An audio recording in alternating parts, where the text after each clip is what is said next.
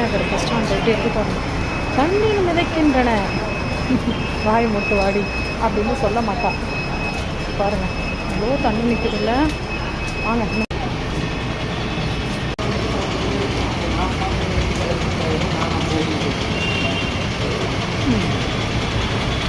மலை மலையா எம்மா எம்மா.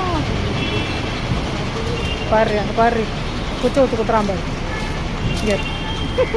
சாரி வியூவர்ஸ், அவங்க டைமேச்சர் ஃபுல்லாகிடுச்சுன்னு நினைக்கிறேன். அதுக்காக ஏதோ ட்ரை பண்ணிட்டுருக்காரு.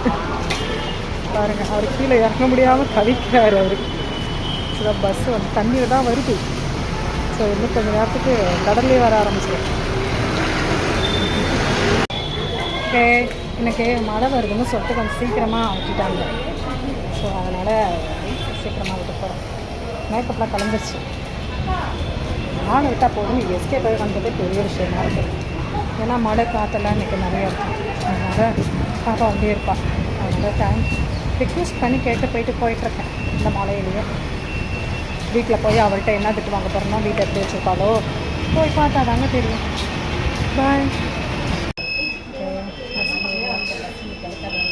கொஞ்சம் கூட்டாங்க நிறையா இருக்கிறாங்க. சரி போயிட்டாங்க.